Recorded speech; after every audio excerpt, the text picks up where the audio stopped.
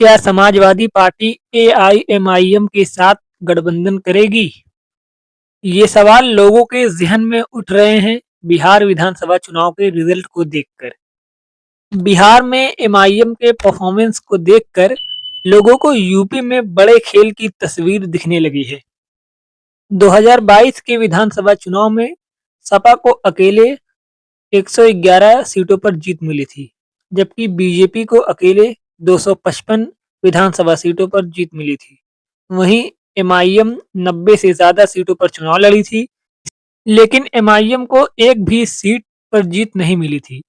लेकिन एआईएमआईएम के कैंडिडेट कई ऐसे कैंडिडेट थे जो कि जीत हार के अंतर से ज़्यादा वोट पाए थे।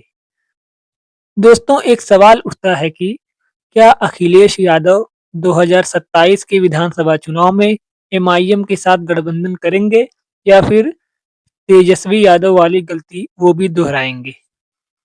दोस्तों, बिहार में एआईएमआईएम महागठबंधन में शामिल होना चाहती थी और एआईएमआईएम के प्रदेश अध्यक्ष बिहार के अख्तरुल ईमान जो है वो आरजेडी को कई बार लेटर लिखे कि हमको भी गठबंधन में शामिल कर लीजिए, लेकिन आरजेडी ने इसका कोई रिस्पॉन्स नहीं दिया और एआईएमआईएम के साथ गठबंधन नहीं किया। इसका नतीजा दोस्तों ये हुआ कि एआईएमआईएम अकेले ही चुनाव लड़ी और अकेले ही 5 विधानसभा सीटों पर धमाकेदार जीत दर्ज की। वहीं पर 2 सीटों पर एमआईएम दूसरे नंबर पर रही और कई सीटों पर एमआईएम जो है अच्छा खासा वोट पाई। तो इससे दोस्तों आरजेडी ने एक गलती की थी, जो एमआईएम को अगर वो कुछ सीटें दे देते, तो वहाँ पे एमआईएम और आरजे महागठबंधन के साथ चुनाव लड़ने की वजह से कई सीटों का नुकसान महागठबंधन को ना होता। दोस्तों, 2027 में उत्तर प्रदेश में विधानसभा चुनाव होने हैं। क्या अखिलेश यादव ओवैसी के साथ गठबंधन करेंगे? ओवैसी साहब गठबंधन करने को तैयार हो सकते हैं अखिलेश के साथ, अगर अखिलेश यादव सिर्फ 10 विधानसभा सीट या कुछ विधानसभा सीट पर अगर बात कर लें कि हम एमआईएम को इतनी सीटें देंगे और एआईएमआईएम जो है हमारे साथ गठबंधन करके चुनाव लड़े, तो एमआईएम मान सकती है। एमआईएम की तरफ से ये कहा भी गया है कि हमको भी गठबंधन में शामिल करने की एमआईएम ने इच्छा जो है जताई है उत्तर प्रदेश के अंदर।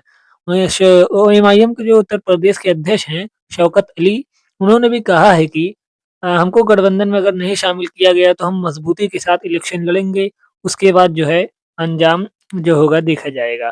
तो एमआईएम जो है कहीं न कहीं मजबूती के साथ चुनाव लड़ने को तैयार है। 2022 में भी लड़ी थी, 90 प्लस सीटों पर लड़ी थी चुनाव।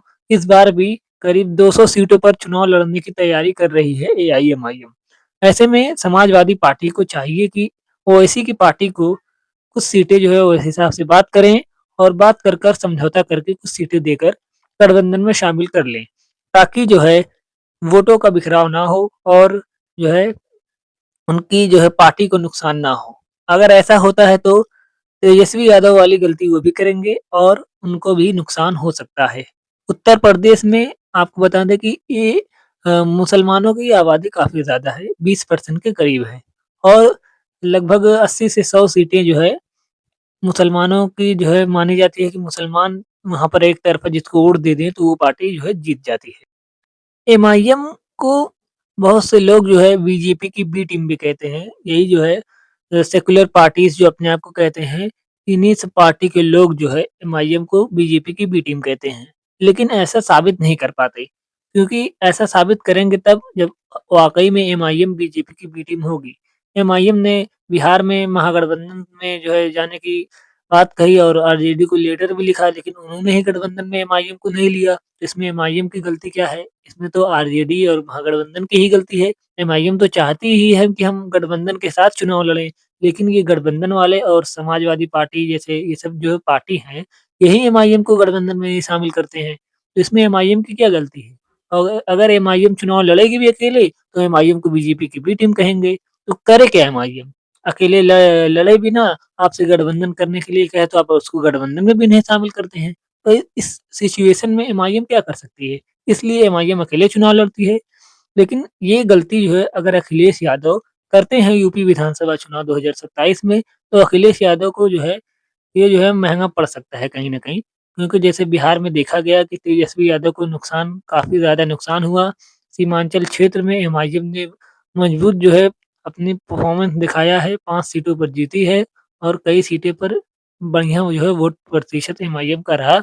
ऐसे में जो है यूपी में अखिलेश यादव को मुझे लगता है कि इस तरह की गलती नहीं करनी चाहिए और एमआईएम को गठबंधन में ले लेना चाहिए। 10 सीट 15 सीट जो भी सीटों पर समझौता हो, उतनी सीटें दे देना चाहिए।